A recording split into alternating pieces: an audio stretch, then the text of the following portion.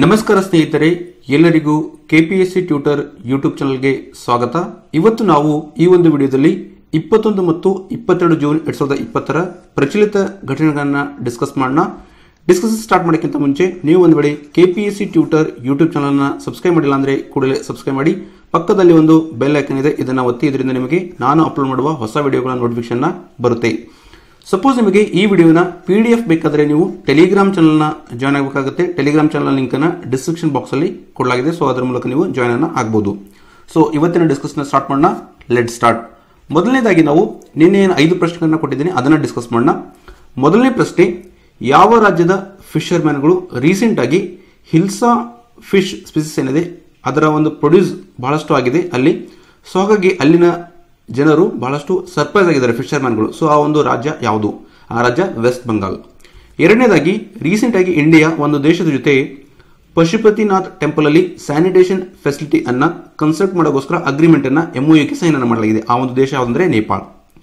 ಮೂರನೇದು, NASA recent ಆಗಿ ಒಂದು ಏಜೆನ್ಸಿಯ ಕಾಂಟ್ರಾಕ್ಟ್ ಅನ್ನ ಫೈನಲೈಸ್ ಮಾಡಿದೆ. ಆ ಏಜೆನ್ಸಿ ಹೆಸರು ಗೇಟ್ವೇ ಲೂನಾರ್ ಆರ್ಬಿಟಿಂಗ್ ಔಟ್ಪುಟ್ಗೋಸ್ಕರ. ಓಕೆ. ನಾಲ್ಕನೇ ಪ್ರಶ್ನೆ, ರೀಸೆಂಟ್ ಆಗಿ ಒಂದು ದೇಶ ಇದೆ, ಆ ದೇಶದ ಗುಹೆಯಲ್ಲಿ 3 ಓಮ್ಸ್ ಸ್ಪೀಸಿಸ್ಗಳನ್ನ ಡಿಸ್ಪ್ಲೇ ಮಾಡಿದೆ. ಆ ದೇಶ ಯಾವುದಂದ್ರೆ ಸ್ಲೋವೇನಿಯಾ. ಸ್ಲೋವೇನಿಯಾ ಎಲ್ಲಿ ಬರುತ್ತೆ ಅಂದ್ರೆ ಸೆಂಟ್ರಲ್ ಯುರೋಪ್ ಅಲ್ಲಿ ಬರುತ್ತೆ. ಗೌರ್ಮೆಂಟ್ ಆಫ್ ಇಂಡಿಯಾ ರೀಸೆಂಟ್ ಆಗಿ ಹಳ್ಳಿಗಳಲ್ಲಿ ಪಬ್ಲಿಕ್ ವರ್ಕ್ ಅಂದ್ರೆ ಜನರಿಗೆ ಒಂದು ಕೆಲಸ ಕೊಡೋಗೋಸ್ಕರ ಒಂದು ಸ್ಕೀಮ್ ಅನ್ನು ಲಾಂಚ್ ಮಾಡಿದ್ದಾರೆ. ಆ ಒಂದು ಸ್ಕೀಮ್ ನ ಹೆಸರು ಗರೀಬ್ ಕಲ್ಯಾಣ್ ರೋಜ್ಗಾರ್ ಅಭಿಯಾನ್. ಓಕೆ. ಸೊ ಇವಾಗ ನೆಕ್ಸ್ಟ್ ಟಾಪಿಕ್ ಹೋಗೋಣ. ಮುಂದಿನ ಟಾಪಿಕ್ ಕೊಡುಮುನಲ್ ಎಕ್ಸ್ಕವೇಷನ್ ಬಗ್ಗೆ ಇದೆ. ಎಕ್ಸ್ಕವೇಷನ್ ಅಂದ್ರೆ ಕನ್ನಡದಲ್ಲಿ ಉತ್ಖನನ ಅಂತ, ಅಂದ್ರೆ ಭೂಮಿಯನ್ನು ಅಗೆಯುವುದು. ಸೊ ಕೊಡುಮುನಲ್ ಎಕ್ಸ್ಕವೇಷನ್ ಅನ್ನ ತಮಿಳುನಾಡಿನ ಎರಡ್ ಡಿಸ್ಟ್ರಿಕ್ಟ್ ಅಲ್ಲಿ ಮಾಡಿದ್ದಾರೆ. ಸೊ ಇದರಿಂದ ಏನ್ ಗೊತ್ತಾಗಿದೆ ಅಂದ್ರೆ ರಿಸರ್ಚ್ಗಳು ಏನ್ ಹೇಳಿದ್ದಾರೆ ಅಂದ್ರೆ ಇಲ್ಲಿ ಸಮಾಧಿಗಳು ಸಿಕ್ಕಿದಾವೆ. ಅದೇ ರೀತಿ ಮೆಗಾಲಿಥಿಕ್ ಕಲ್ಚರ್ ಅಲ್ಲಿ ಏನೊಂದು ಕಾನ್ಸೆಪ್ಟ್ ಆಫ್ ಆಫ್ಟರ್ ಲೈಫ್ ಇದೆ, ಅದನ್ನು ಸಹಿತ ಇಲ್ಲಿ ನೋಡಿದಾರೆ ಅಂತ ಹೇಳಲಾಗ್ತಿದೆ. ನೋಡಿ, ಈ ಕೊಡುಮುನಲ್ ಎಕ್ಸ್ಕವೇಷನ್ ಅಲ್ಲಿ ರಿಸರ್ಚರ್ಗಳು ಈ ಎರಡು ಡಿಸ್ಟ್ರಿಕ್ಟ್ ನಲ್ಲಿ 250 ಕೇನ್ ಸರ್ಕಲ್ಗಳನ್ನ ಐಡೆಂಟಿಫೈ ಮಾಡಿದ್ದಾರೆ. ಕೇನ್ ಸರ್ಕಲ್ ಅಂದ್ರೆ ಈ ತರ ಕಲ್ಲುಗಳನ್ನ ಸರೌಂಡಿಂಗ್ ಅಲ್ಲಿ ಫಸ್ಟ್ ಏನ್ ಮಾಡ್ತಾರೆ, ಈ ತರ ಇಡ್ತಾರೆ. ಓಕೆ. ಅದಾದ ನಂತರ ಸೆಂಟ್ರಲ್ಲಿ ಈ ತರ ಏನ್ ಮಾಡ್ತಾರೆ, ಬ್ಯೂರಿ ಮಾಡ್ತಾರೆ, ಸಮಾಧಿಗಳನ್ನ ನಿರ್ಮಾಣ ಮಾಡ್ತಾರೆ ಇಲ್ಲಿ, ಅಂದ್ರೆ ಮನುಷ್ಯರನ್ನ ಇಲ್ಲಿ ಹೂಳ್ತಾರೆ. ಸೊ ಇದನ್ನೇನಂತಾರೆ, ಕೇನ್ ಸರ್ಕಲ್ ಅಂತ ಕರೀತಾರೆ. ಸೊ ಇವುಗಳನ್ನ ಬೇರೆ ಬೇರೆ ಕಡೆ ಟೋಟಲ್ ಆಗಿ 250 ಈ ತರ ಒಂದು ಸ್ಟ್ರಕ್ಚರ್ ಅನ್ನ ಐಡೆಂಟಿಫೈ ಮಾಡಿದ್ದಾರೆ. ಇದಕ್ಕಿಂತ ಮುಂಚೆನೂ ಸಹಿತ ಎಕ್ಸ್ಕವೇಷನ್ ಮಾಡಿದ್ರು ಈ ಒಂದು ಪ್ರದೇಶದಲ್ಲಿ. ಅವಾಗ ಏನ್ ರಿವೀಲ್ ಆಗಿತ್ತಂದ್ರೆ ಈ ಒಂದು ಪ್ರದೇಶ ಟ್ರೇಡ್ ಕಮ್ ಇಂಡಸ್ಟ್ರಿಯಲ್ ಸೆಂಟರ್ ಅಂದ್ರೆ ವ್ಯವಹಾರಗೋಸ್ಕರ ಮತ್ತು ಇಂಡಸ್ಟ್ರಿಯಲ್ ಸೆಂಟರ್ ಆಗಿ ಈ ಒಂದು ಪ್ರದೇಶವನ್ನ 5th ಸೆಂಚುರಿ BC ಇಂದ 1st ಸೆಂಚುರಿ BC ವರೆಗೆ ಯೂಸ್ ಮಾಡ್ತಾ ಇದ್ರು ಅಂತ ಹೇಳಲಾಗ್ತಾ ಇದೆ. ಅದೇ ರೀತಿ ಈ ತರ ಒಂದು ಏನು ರೆಕ್ಟಾಂಗಲ್ ಶೇಪ್ ಏನಿದೆ, ಈ ತರ ಒಂದು ಸಮಾಧಿಗಳು, ಅದರ ಸುತ್ತಮುತ್ತ ಕಲ್ಲುಗಳೇನಿದಾವೆ, ಈ ತರ ಸಮಾಧಿಗಳು ಮತ್ತು ಈ ತರ ಒಂದು ಕೇನ್ ಸರ್ಕಲ್ಗಳು ಬೇರೆ ಬೇರೆ ಕಡೆನೂ ಅಲ್ಲಿ ದೊರೆತಿವೆ. ಅದೇ ರೀತಿ ಕೆಲವೊಂದು ಕಡೆ ಎಲ್ಲಿ ಸಮಾಧಿಗಳನ್ನ ಈ ತರ ಹೂಳಾಗಿದೆ ಅಲ್ಲಿ ಸಮಾಧಿಗಳನ್ನ ಕಂಡು ಬಂದಿದೆ. ಸೊ ಆ ಸಮಾಧಿಗಳ ಸರೌಂಡಿಂಗ್ ಅಲ್ಲಿ ಕೆಲವು ಕಡೆ ದೊಡ್ಡ ದೊಡ್ಡ ಕಲ್ಲುಗಳು ಕಂಡು ಬಂದಿದ್ದಾವೆ. ಅಂದ್ರೆ ವಿಶೇಷತೆ ಏನಿದೆ, ದೊಡ್ಡ ಕಲ್ಲುಗಳು ಕಂಡು ಬಂದಿದೆ ಅಂದ್ರೆ ಅಲ್ಲಿ ವಿಲೇಜ್ ಹೆಡ್ ಅಥವಾ ಕಮ್ಯುನಿಟಿ ಹೆಡ್ ಪರ್ಸನ್ಸ್ ಗಳನ್ನ ಬ್ಯೂರಿ ಮಾಡಲಾಗಿದೆ ಅಂತ ಹೇಳಲಾಗ್ತಿದೆ. ಓಕೆ. ಸೊ ಒಂದೊಂದು ಕಡೆ ಏನಾಗಿದೆ ಅಂದ್ರೆ ಅಲ್ಲಿನ ಜನರು ಮೊದಲು ಏನ್ ನಂಬಿದ್ರು ಅಂದ್ರೆ ಸಪೋಸ್ ಒಬ್ಬ ವ್ಯಕ್ತಿ ಸತ್ತಾಗ, ಮರಣ ಹೊಂದಾಗ ಅವನು ಮತ್ತೆ ಜೀವಂತ ಆಗಬಹುದು ಅಂತ ಅಲ್ಲೇನ್ ಮಾಡ್ತಿದ್ರು, ಸರೌಂಡಿಂಗ್ ಅಲ್ಲಿ ಕೆಲವು ಮಡಿಕೆಗಳು ಅಥವಾ ಪಾತ್ರೆಗಳು ಇಡ್ತಿದ್ರು, ಅದರಲ್ಲಿ ಗ್ರೇನ್ಸ್ ಗಳನ್ನ ಇಡ್ತಿದ್ರು. ಸೊ ಇಲ್ಲೂ ಸಹಿತ ಈ ಒಂದು ಕೊಡುಮುನಲ್ ಎಕ್ಸ್ಕವೇಷನ್ ಅಲ್ಲಿ ಈ ತರದ ಪಾತ್ರೆಗಳು, ಬೌಲ್ಸ್ಗಳು, ರೈಸ್ ಗ್ರೇನ್ಸ್ಗಳು ಇಟ್ಟಿರೋದೆಲ್ಲ ಕಂಡು ಬಂದಿದೆ. ಸೊ ಇದರಿಂದ ಏನು ಹೇಳಾಗ್ತಿದೆ ಅಂದ್ರೆ ಮೊದಲಿನ ಈ ಮೆಗಾಲಿಥಿಕ್ ಕಲ್ಚರಲ್ಲಿ ಏನು ಜನಗಳು ವಾಸಿಸ್ತಾ ಇದ್ರು ಅವರು ಒಂದು ಬಿಲೀವ್ ಮಾಡಿದ್ರು, ಏನಂದ್ರೆ ಸಪೋಸ್ ಒಬ್ಬ ವ್ಯಕ್ತಿ ಡಿಸೀಸ್ ಆದಾಗ ಅವನನ್ನ ಸಮಾಧಿ ಮಾಡಿದಾಗ ಅವನು ಮತ್ತೆ ಜೀವಂತ ಆಗಬಹುದು ಅಂತ ಒಂದು ಇಟ್ಕೊಂಡು ಅವ್ರು ಏನ್ ಮಾಡ್ತಿದ್ರು, ಮಡಿಕೆ ಪಾತ್ರೆಗಳನ್ನ ಇಡ್ತಿದ್ರು. ಸೊ ಈ ತರ ಒಂದು ಅವಶೇಷಗಳು ಸಹಿತ ಇವಾಗ ಇಲ್ಲಿ ಸಿಕ್ಕಿದಾವೆ. ನಾನು ನಿಮಗೆ ಹೇಳಿದೆ ಕೊಡುಮುನಲ್ ಎಕ್ಸ್ಕವೇಷನ್ ನೋಡಿ, ಇಲ್ಲಿ ಲಾರ್ಜೆಸ್ಟ್ ಸ್ಟೋನ್ಸ್ಗಳು, ಕಲ್ಲುಗಳೆಲ್ಲ ಸಿಕ್ಕಿದಾವೆ. ಸೊ ಇದರಿಂದ ಏನು ಹೇಳಾಗ್ತದೆ ಅಂದ್ರೆ ಇದು ಮೆಗಾಲಿಥಿಕ್ ಕಲ್ಚರ್ಗೆ ಸಂಬಂಧಪಟ್ಟಿದ್ದು ಅಂತ ಹೇಳಾಗ್ತಿದೆ. ಸೊ ಮೆಗಾಲಿಥಿಕ್ ಕಲ್ಚರ್ ಬಗ್ಗೆ ತಿಳ್ಕೊಬೇಕಾದ್ರೆ ಮೆಗಾಲಿಥ್ ಕಲ್ಚರ್ ಅಲ್ಲಿ ನೋಡಿ ನಾವು ಅತಿ ದೊಡ್ಡದಾದ ಸ್ಟೋನ್ ಸ್ಟ್ರಕ್ಚರ್ಗಳನ್ನ ನೋಡ್ತೀವಿ ನಾವು. ಓಕೆ. ಸೊ ಎಲ್ಲಿ ಈ ತರ ಸೈಟ್ಗಳಲ್ಲಿ ಬ್ಯೂರಿ ಮಾಡ್ತಾರೆ, ಸಮಾಧಿಗಳನ್ನ ಮಾಡ್ತಾರೆ. ಸೊ ಅದರ ಸುತ್ತಮುತ್ತ ನಾವೇನು ಅತಿ ದೊಡ್ಡ ಕಲ್ಲುಗಳನ್ನ ಕಾಣ್ತೀವಿ. ಇವಾಗ ನಿಮಗೆ ಮೆಗಾಲಿಥಿಕ್ ಕಲ್ಚರ್ ಅಂದ್ರೆ ಒಂದು ಮೆಗಾಲಿಥಿಕ್ ಏಜ್ ಇದೆ, ನಿಯೋಲಿಥಿಕ್ ಏಜ್ ಇದೆ. ಸೊ ಈ ತರ ಟೈಮ್ ಲೈನ್ ಇದೆ ಹಿಸ್ಟ್ರಿಯಲ್ಲಿ. ಓಕೆ. ಸೊ ಇಂಡಸ್ ಸಿವಿಲೈಸೇಷನ್ ಇರ್ಬೋದು. ಸೊ ಈ ಕಡೆ ಎಲ್ಲ ಏನಂದ್ರೆ ಒಂದು ಟೈಮ್ ಲೈನ್ ಇದೆ, ಇಷ್ಟು BC ಇಂದ ಇಷ್ಟು BC ವರೆಗೆ, ಇಷ್ಟು BC ಇನ್ನೊಂದು ಈ ತರ.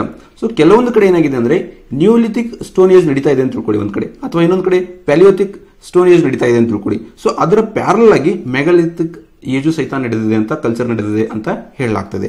ಓಕೆ, ಸೊ ನೋಡಿ, ಮೆಗಾಲಿಥಿಕ್ ಕಲ್ಚರ್ ಅನ್ನ ನಮ್ಮ ದೇಶದಲ್ಲಿ ಹಿಸ್ಟೋರಿಕ್ ಪೀರಿಯಡ್ ಅಂದ್ರೆ ವರ್ಲ್ಡ್ ಅಲ್ಲಿ 2500 BC ಇಂದ 200 CE ವರೆಗೆ ನಡೆದಿದೆ. ಬಟ್ ಇಂಡಿಯಾದಲ್ಲಿ ಪರ್ಟಿಕ್ಯುಲರ್ ಆಗಿ ಮಾತಾಡಬೇಕಾದ್ರೆ ಮೆಗಾಲಿಥ್ಸ್ ಅನ್ನ ನಾವು ಮೆಜಾರಿಟಿ ಎಲ್ಲಿ ನೋಡಬಹುದು ಅಂದ್ರೆ, ಹೆಚ್ಚು ದೊಡ್ಡ ದೊಡ್ಡ ಕಲ್ಲುಗಳನ್ನು ಎಲ್ಲಿ ನೋಡಬಹುದು ಅಂದ್ರೆ 1500 BC ಇಂದ 500 BC ವರೆಗೆ. ಮೆಗಾಲಿಥ್ಸ್ ಅನ್ನ ಜಾಸ್ತಿ ಸ್ಪ್ರೆಡ್ ಆಗಿರೋದು ಪೆನಿನ್ಸುಲಾ ಇಂಡಿಯಾದಲ್ಲಿ, ಪರ್ಟಿಕ್ಯುಲರ್ ಆಗಿ ಹೇಳಬೇಕಾದ್ರೆ ಮಹಾರಾಷ್ಟ್ರದ ವಿದರ್ಭದಲ್ಲಿ, ಕರ್ನಾಟಕದಲ್ಲಿ, ತಮಿಳುನಾಡುದಲ್ಲಿ, ಕೇರಳದಲ್ಲಿ, ಆಂಧ್ರಪ್ರದೇಶದಲ್ಲಿ ಮತ್ತು ತೆಲಂಗಾಣದಲ್ಲಿ. ಕೊಡುಮಣ್ಣಲ್ ಎಕ್ಸ್ಕವೇಷನ್ ಮಾಡಿದರೆ ಇದರ ಪರ್ಟಿಕ್ಯುಲರ್ ಲೊಕೇಶನ್ ಹೇಳಬೇಕಾದ್ರೆ ಇದು ಇರೋದು ಸದರ್ನ್ ಇಂಡಿಯಾದಲ್ಲಿ, ತಮಿಳುನಾಡಿನ 2 ಡಿಸ್ಟ್ರಿಕ್ಟ್. ಅಲ್ಲೂ ಪರ್ಟಿಕ್ಯುಲರ್ ಆಗಿ ನಾವು ಹೇಳಬೇಕಾದ್ರೆ ನೋಯಲ್ ರಿವರ್ ಅಂತ ಇದೆ ನದರ್ನ್ ಬ್ಯಾಂಕ್ ಅಲ್ಲಿ. ಸೊ ಈ ನೋಯಲ್ ರಿವರ್ ಕಾವೇರಿ ನದಿಯ ಟ್ರಿಬ್ಯೂಟರಿ ಆಗಿದೆ, ನೆನಪಿಕೊಳ್ಳಿ. ಇದು ಒಂದು ಇಂಪಾರ್ಟೆಂಟ್ ಆರ್ಕಿಯಾಲಜಿಕಲ್ ಸೈಟ್ ಇದು ಕೊಡುಮಣ್ಣಲ್. ಓಕೆ, ಸೊ ಕೊಡುಮಣ್ಣಲ್ ಎಕ್ಸ್ಕವೇಷನ್ ಏನು ಗೊತ್ತಾಗಿದೆ, ಬಹಳಷ್ಟು ಅಲ್ಲಿ ದೊಡ್ಡ ದೊಡ್ಡ ಕಲ್ಲುಗಳು ಸಿಕ್ಕಿದಾವೆ. ಅದೇ ರೀತಿ ಇದು ಮೆಗಾಲಿಥ್ ಕಲ್ಚರ್ಗೆ ಸಂಬಂಧಪಟ್ಟಂತೆ ಒಂದು ರಿವೀಲ್ ಆಗಿದೆ ಒಂದು ಎಕ್ಸ್ಕವೇಷನ್ ಇಂದ. Next topic civil services board ಬಗ್ಗೆ ಇದೆ. ರೀಸೆಂಟ್ ಆಗಿ Punjab government civil services board ಅನ್ನು ತನ್ನ ಸ್ಟೇಟ್ ಅಲ್ಲಿ ಸೆಟಪ್ ಮಾಡ್ತೀವಿ ಅಂತ ಒಂದು ನೋಟಿಫಿಕೇಶನ್ ಹೊರಡಿಸಿದೆ. ಹಾಗೆ ಇದು ನ್ಯೂಸ್ ಅಲ್ಲಿ ಇದೆ. ಸಿವಿಲ್ ಸರ್ವಿಸ್ ಬೋರ್ಡ್ ಬಗ್ಗೆ ನಾವು ಫಸ್ಟ್ ತಿಳ್ಕೊಂಡ. ಇದರ ಬ್ಯಾಕ್ ಗ್ರೌಂಡ್ ಏನಂದ್ರೆ, ನೋಡಿ 2013ರಲ್ಲಿ ಸುಪ್ರೀಂ ಕೋರ್ಟ್ ಒಂದು ಜಜ್ಮೆಂಟ್ ಕೊಡುತ್ತೆ, ವರ್ಡಿಕ್ಟ್ ಕೊಡುತ್ತೆ. ಏನಂದ್ರೆ, ಈ ಸಿವಿಲ್ ಸರ್ವಿಸ್ ಆಫೀಸರ್ಸ್ಗಳಿದ್ದಾರೆ, ಲೈಕ್ IAS ಇರ್ಬೋದು, ಓಕೆ, IPS ಇರ್ಬೋದು. ಸೊ ಇವುಗಳ ವರ್ಗಾವಣೆ ಬಹಳಷ್ಟು ಜಾಸ್ತಿ ಆಗುತ್ತೆ, ಅಂದರೆ ಟ್ರಾನ್ಸ್ಫರು, ಪೋಸ್ಟಿಂಗು. ಯಾಕಂದರೆ ಪೊಲಿಟಿಕಲ್ ಪ್ರೆಷರ್ ಇರುತ್ತೆ. ಸೊ ಪೊಲಿಟಿಕಲ್ ಪ್ರೆಷರಿಂದ IAS ಮತ್ತು IPS ಆಫೀಸರ್ಗಳ ವರ್ಗಾವಣೆ ಬಹಳಷ್ಟು ಬೇಗ ಆಗುತ್ತೆ. ಸಪೋಸ್ ಒಂದು ಪ್ಲೇಸಲ್ಲಿ ಅವರಿಗೆ ಒಂದು 2 ವರ್ಷವರೆಗೆ ಅಲ್ಲಿ ನಿಯುಕ್ತಿ ಮಾಡಿದ್ದಾರೆ ಅಂತಂದರೆ, ಸೊ 2 ವರ್ಷಕ್ಕಿಂತ ಮೊದಲೇ ಅವರನ್ನು ಏನಾಗುತ್ತೆ ಟ್ರಾನ್ಸ್ಫರ್ ಮಾಡಲಾಗುತ್ತೆ ಡ್ಯೂ ಟು ಪೊಲಿಟಿಕಲ್ ಪ್ರೆಷರಿಂದ. ಸೊ ಇವುಗಳನ್ನ ಎಲ್ಲ ತಲೆಯಲ್ಲಿಟ್ಕೊಂಡು ಸುಪ್ರೀಂ ಕೋರ್ಟ್ ಏನು ಹೇಳಿದೆ ಅಂದರೆ, ಸ್ಟೇಟ್ಗಳಲ್ಲಿ ಮತ್ತು ಸೆಂಟರ್ಗಳಲ್ಲಿ ತಮ್ಮ ಸ್ಟೇಟ್ಗಳಲ್ಲಿ ಸಿವಿಲ್ ಸರ್ವಿಸ್ ಬೋರ್ಡ್ಸ್ಗಳನ್ನು ಸೆಟಪ್ ಮಾಡಬೇಕು ಅಂತ ಸುಪ್ರೀಂ ಕೋರ್ಟ್ 2013ರಲ್ಲಿ ಒಂದು ಡೈರೆಕ್ಷನ್ ಕೊಟ್ಟಿತ್ತು ಎಲ್ಲ ಸ್ಟೇಟ್ಗಳಿಗೆ. ಆದರೆ ಎಲ್ಲಾ ಸ್ಟೇಟ್ಗಳು ಈ ಒಂದು ನಿಯಮನ, ಈ ಒಂದು ಡೈರೆಕ್ಷನ್ ಅವರು ಫಾಲೋ ಮಾಡಿಲ್ಲ. ಬಟ್ ಇವಾಗ ಪಂಜಾಬ್ ಸರ್ಕಾರ ಏನು ಮಾಡಿದೆ ಅಂದರೆ, ಸಿವಿಲ್ ಸರ್ವಿಸ್ ಬೋರ್ಡ್ ಅನ್ನು ನಾವು ಸ್ಥಾಪನೆ ಮಾಡ್ತೀವಿ ಅಂತ ಒಂದು ನೋಟಿಫಿಕೇಶನ್ ಅವರು ಹೊರಡಿಸಿದ್ದಾರೆ. ಇದರ ಫಂಕ್ಷನ್ ಏನಂದ್ರೆ, ಈ ಸಿವಿಲ್ ಸರ್ವಿಸ್ ಬೋರ್ಡ್ಗಳ ಫಂಕ್ಷನ್ ಏನಂದ್ರೆ, ಸಪೋಸ್ ಒಬ್ಬ IAS ಆಫೀಸರ್ ಅಥವಾ ಒಬ್ಬ ಬ್ಯೂರೋಕ್ರೆಟಿಕ್ ಆಫೀಸರ್ ಇದ್ದಾನೆ, ಅವನ ಒಂದು ಫಿಕ್ಸ್ಡ್ ಟೆನ್ಯೂರ್ ಆಗಿದೆ. ಸಪೋಸ್ ಇವಾಗ ನೀವು ಬೆಂಗಳೂರು ತಗೊಳ್ಳಿ, ಬೆಂಗಳೂರು ಒಂದು ಪ್ರದೇಶದಲ್ಲಿ 2 ವರ್ಷಗಳವರೆಗೆ ಇಲ್ಲಿ IAS ಆಫೀಸರ್ ಕೆಲಸ ಮಾಡಬೇಕು ಅಂತಿದೆ. Okay, so suppose in between political ಪ್ರೆಷರಿಂದ 1 ವರ್ಷಕ್ಕಿಂತ ಮೊದಲೇ ಅವ್ರನ್ನ ಟ್ರಾನ್ಸ್ಫರ್ ಮಾಡಿದ್ರೆ ಇದಕ್ಕೆ ಕಾರಣ ಏನು? ಓಕೆ, ಇದರ ಬಗ್ಗೆ ಅವರು ಫಸ್ಟ್ ಏನು ಮಾಡಬೇಕು, ಒಂದು ರಿವ್ಯೂ ಮಾಡಬೇಕು. ಯಾರು? ಈ ಒಂದು ಬೋರ್ಡ್. ಅದಾದ ನಂತರ ಅವರು ರಿವ್ಯೂ ಮಾಡಿ ಅದರ ಬಗ್ಗೆ ಒಂದು ಜಜ್ಮೆಂಟ್ ಅನ್ನು ಕೊಟ್ಟು, ಮತ್ತು ಪ್ರತಿ ವರ್ಷ ಅವ್ರು ಏನು ಮಾಡಬೇಕು, ಸೆಂಟ್ರಲ್ ಗೌರ್ಮೆಂಟ್ಗೆ ಒಂದು ಆನ್ಯುವಲ್ ರಿಪೋರ್ಟ್ ಅನ್ನು ಕೊಡಬೇಕು. ಸೊ ಈ ಥರ ಏನು ಇಶ್ಯೂಗಳಿದ್ದಾವೆ ಸಿವಿಲ್ ಸರ್ವಿಸ್ಗೆ ಸಂಬಂಧಪಟ್ಟಂತೆ, ಪೋಸ್ಟಿಂಗ್ ಮತ್ತು ಟ್ರಾನ್ಸ್ಫರ್ಗೆ, ಸೊ ಅವುಗಳನ್ನ ಎಲ್ಲ ಈ ಒಂದು ಬೋರ್ಡ್ ಏನು ಮಾಡುತ್ತೆ, ಅಡ್ರೆಸ್ ಅನ್ನ ಮಾಡುತ್ತೆ. ಇದರ ಕಂಪೋಸಿಷನ್ ಬಗ್ಗೆ ಮಾತಾಡಬೇಕಾದ್ರೆ, ಸಿವಿಲ್ ಸರ್ವಿಸ್ ಬೋರ್ಡ್ ಅನ್ನ ಹೆಡ್ ಮಾಡೋರು, ಅಂದರೆ ಅದರ ಒಂದು ಅಧ್ಯಕ್ಷತೆಯನ್ನು ವಹಿಸಿಕೊಂಡವರು ಚೀಫ್ ಸೆಕ್ರೆಟರಿ ಆಫ್ ಸ್ಟೇಟ್ನ ಚೀಫ್ ಸೆಕ್ರೆಟರಿ ಅವರು ಇದರ ಹೆಡ್ ಆಗಿರ್ತಾರೆ. ಇದರಲ್ಲಿ ಅನೇಕರು ಮೆಂಬರ್ ಆಗಿ ಕೆಲಸವನ್ನು ಮಾಡ್ತಾರೆ. ಯಾರಂದ್ರೆ senior most additional chief secretary, ಅಥವಾ ಚೇರ್ಮನ್ ಬೋರ್ಡ್ ಆಫ್ ರೆವಿನ್ಯೂ ಇರ್ಬೋದು, ಫೈನಾನ್ಷಿಯಲ್ ಕಮಿಷನರ್ ಆಗಿರ್ಬೋದು, ಅಥವಾ ಈಕ್ವಲ್ ರ್ಯಾಂಕ್ ಹೊಂದಿರೋ ಅಧಿಕಾರಿಗಳು ಮೆಂಬರ್ ಆಗಿ ಕೆಲಸನ ಮಾಡ್ತಾರೆ. ಒಂದು ಅದೇ ರೀತಿಗೆ in addition to this principal secretary member ಆಗಿ ಕೆಲಸ ಮಾಡಬಹುದು, ಅಥವಾ ಸೆಕ್ರೆಟರಿ ಡಿಪಾರ್ಟ್ಮೆಂಟ್ ಆಫ್ ಪರ್ಸನಲ್ ಸಹಿತ ಇದರಲ್ಲಿ ಮೆಂಬರ್ ಆಗಿ ಕೆಲಸವನ್ನ ಮಾಡಬಹುದು.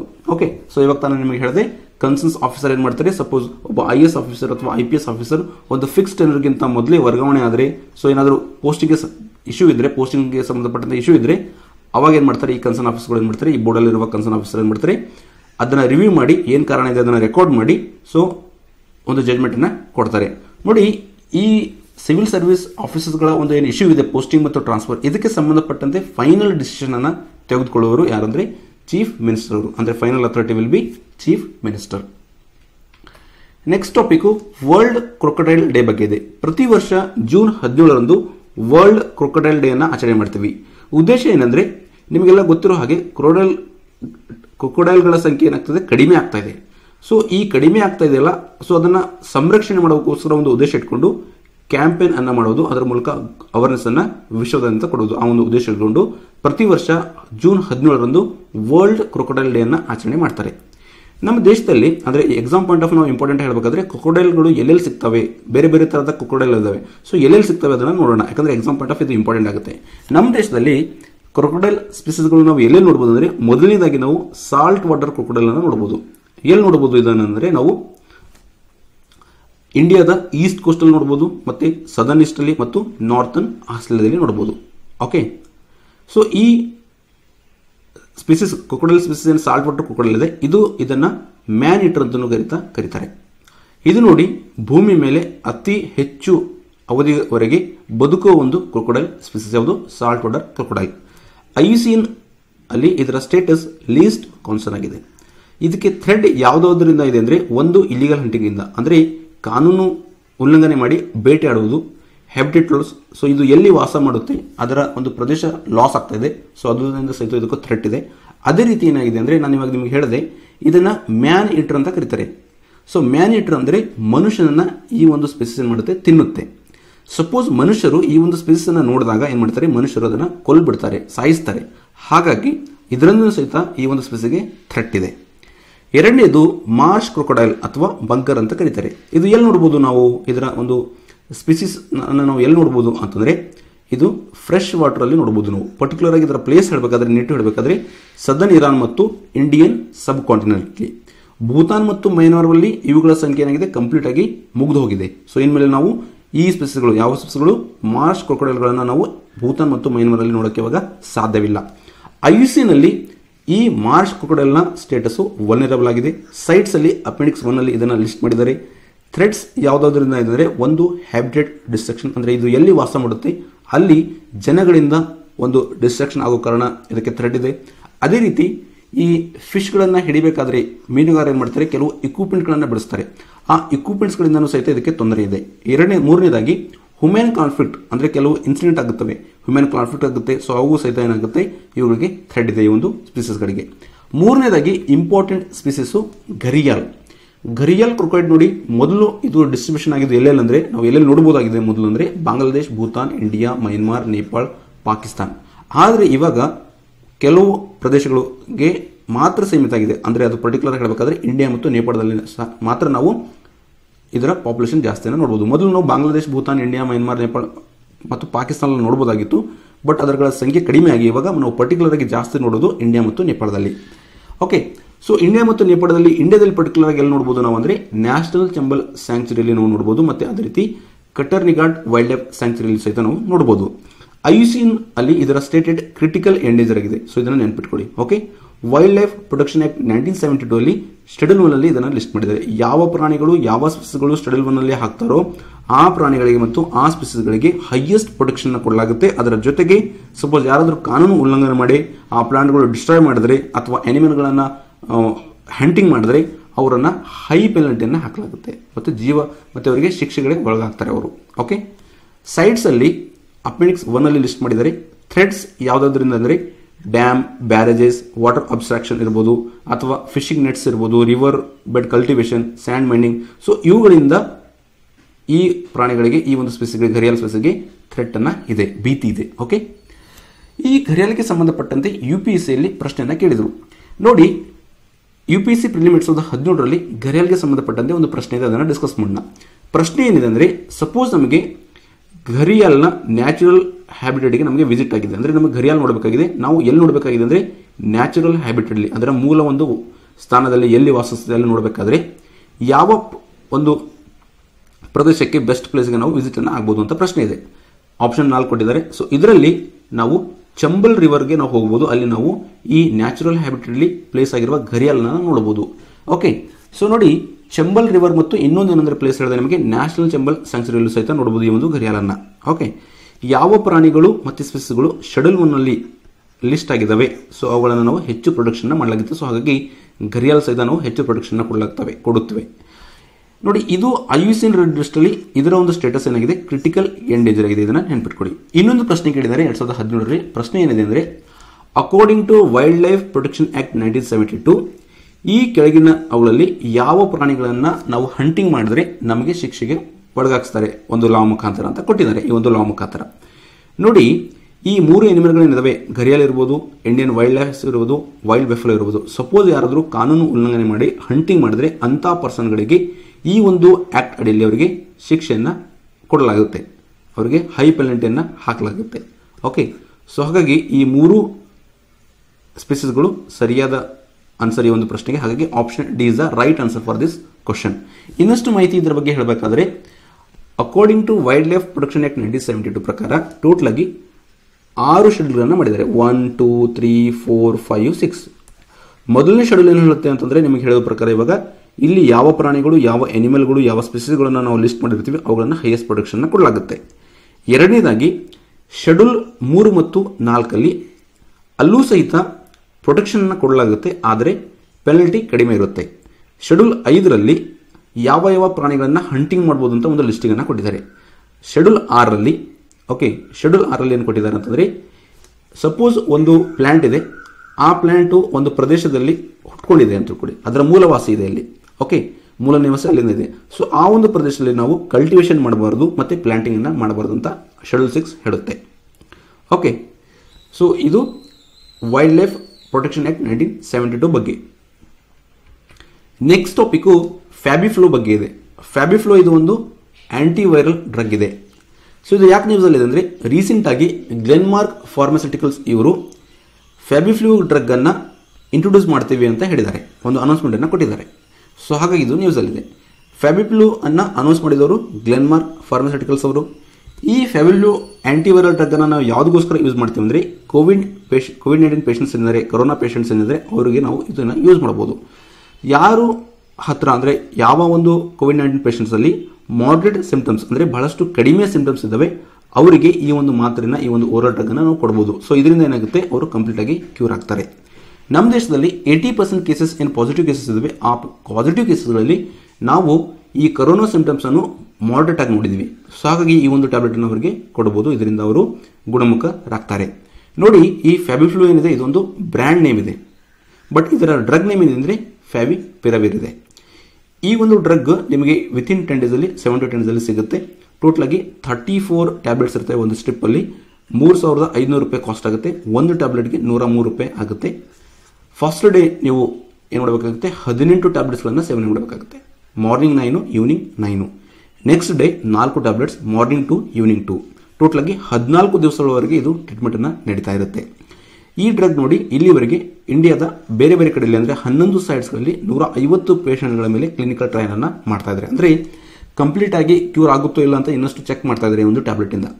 ರೀಸೆಂಟಾಗಿ ನಾವು ಏನು ಮಾಡಿದ್ವಿ ಅಂದರೆ, ಈ ಫ್ಯಾವಿಪಿರಾ ಬಗ್ಗೆ ಸಹಿತ ನಾವು ಡಿಸ್ಕಸ್ ಮಾಡಿದ್ದೀವಿ ಲಾಸ್ಟ್ ಒಂದು 10 ಡೇಸ್ ಬಿಫೋರ್.